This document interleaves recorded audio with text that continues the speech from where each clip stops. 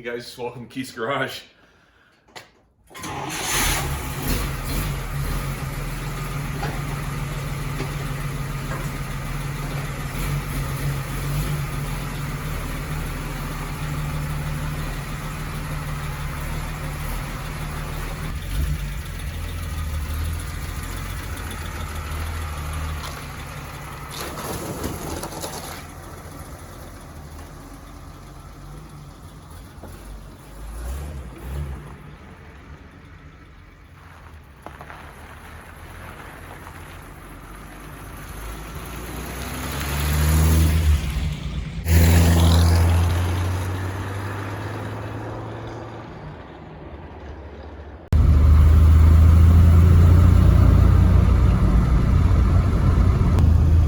Well guys, she's running pretty dang fine.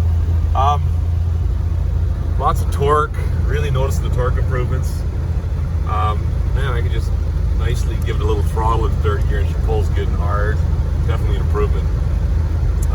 Carburetor still, I think that's time to maybe give those ultrasonic cleaners and boil the carburetor in there overnight or a couple days or whatever it takes. I can kind of feel it. Maybe I'll need a new carb or something, but I don't know what else I could do. Everything's been done. Feeling good.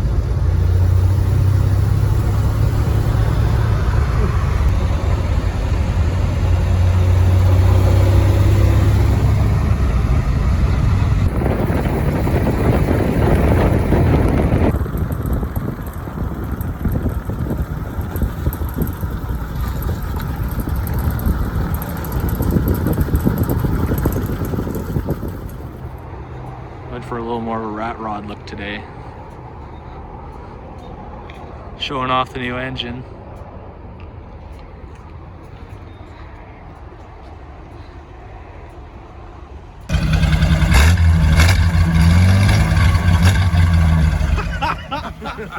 Yeah, I had my doubts. Feels pretty good now though. So things have been going well.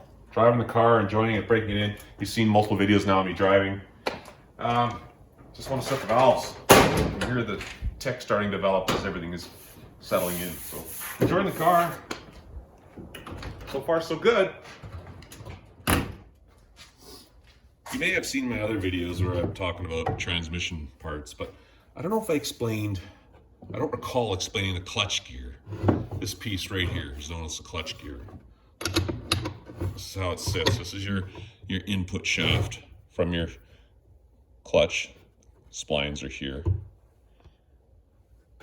Input shaft goes in. And we know this spins, right?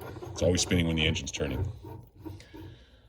When we shift a gear, we push in the clutch and then we move the linkage. That clutch gear right there, it's called a clutch gear. And we push it over, we're locking this input pinion. Now we're locking it to the main shaft and the power goes right through. We've talked about that.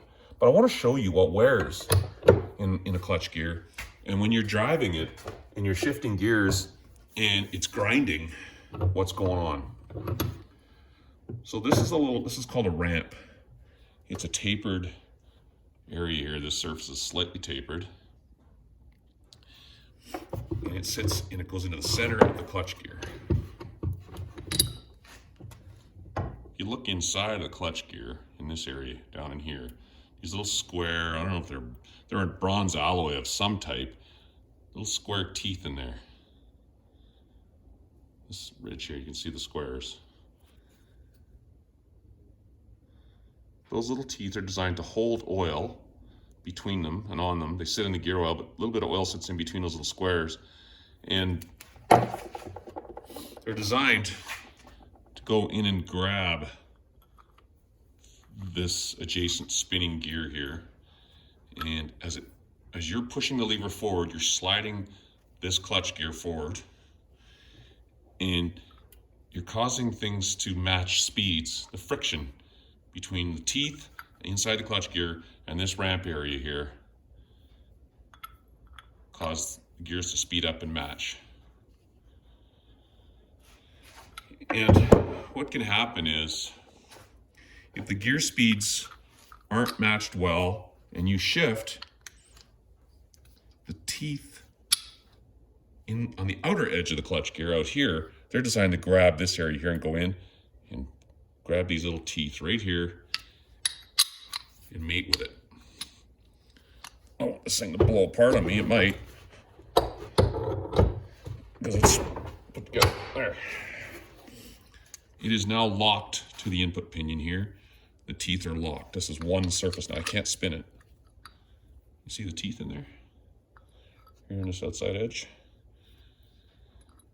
The initial thing was the brass squares came over and met the ramp, matched the travel speed, so they're making the same speed here together, the adjacent gears. Then you're sliding the teeth over and you're grabbing the adjacent gear.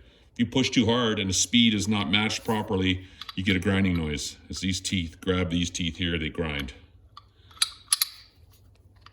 You take your time and go a little slower and allow the speeds to match when you shift, because it's spinning, right? You won't grind. And also as important is you use the right type of oil in here, because modern GL5 and GL4 oil, GL4 oil is actually too slippery. And when you're pushing the clutch gear onto the adjacent ramp, it can't speed match because the oil is so slippery, you get grinding. So they actually recommend a GL1 gear oil in there. You can buy it. You can get it at Napa, a 1 gallon container. Barring that, you can use, there's this red stuff, what's it called now? I don't know, it's a synthetic blend, and you can use that, but do not use standard GL5 or GL4 gear oil in your transmission, because you're not going to get these speeds matched and you're going to grind when you shift. Now, this clutch gear has these square brass teeth on both sides, here and here. So it's just like that.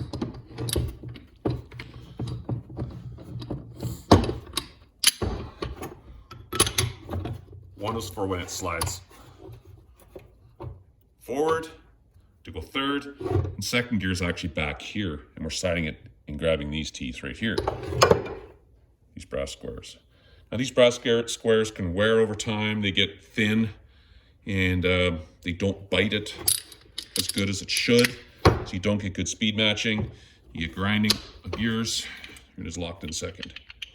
When we do that, all we're doing is the clutch gear is splined to the transmission shaft right here, so it's stuck on there. The second gear is not. See how it spins freely? So this gear can be spinning and not doing anything, and it's not until we actually lock it. Here it's spinning freely. See, I can spin it. When we shift into second, we push that back, the clutch gear back. Now we're locked second gear to the output shaft here. It's matching the counter shaft gear down on the bottom. So this is what's going on. People call this a synchro mesh. They call it, it's factory called it a clutch gear. If you've got one that's questionable or grinding, start with putting the right oil in there. Make sure it's the right oil. And aside from that, it's if you don't know how old this gear suddenly is, just buy a replacement. You can get them on eBay by part number. Search by the original part number. You can get an NOS brand new one. The other thing that can happen, inside there's balls and springs. Don't know if you can see them. Down inside there, you can see a ball there. So I believe there's 6 of them. 1, 2, 3, 4, 5. Yeah, there's 6 of them. The springs and balls are gone. So these things flop around on the shaft, and the balls and the indents, the springs are missing. You're not going to get a good positive feel and a good shift. It can be tricky to get back together, so don't push this completely apart. The balls and the springs all go flying. There you go. That's how the synchro mesh works on a manual 3-speed. Well, I know even later up, I've seen transmissions in the 54. They don't use the exact same clutch gear, but the principles are the same. These alloy bronze teeth are grabbing the adjacent gear. And this goes right back to, when did they start using these in Mopar products? Probably as low back as the late 20s. There's only one synchro mesh in the transmission, and it's for second and third gear only. There is no synchro mesh on first gear, which is this gear right here. That's That's why you got to come to a stop before you put it in gear, because it'll just grind as the gears meet. Anyway, that's my lesson for today for you folks. What else have I been doing today? It's not a bad day here in Canada. I finally found the proper spark plug wire collector here, and it's looking like a little seashell. Don't know what they call it, but mine was missing.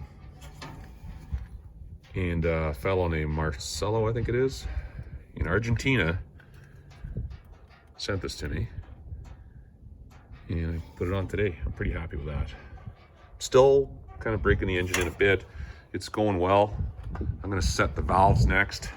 I've not put my hood panel on this side here. I get down inside of there, actually through the wheel well. You can see I still got the inner window out. Set my valves. There's plenty of videos on valve settings. I've done a couple, 2 or 3. I'm not gonna do another one. I'm just gonna get in there and get it done.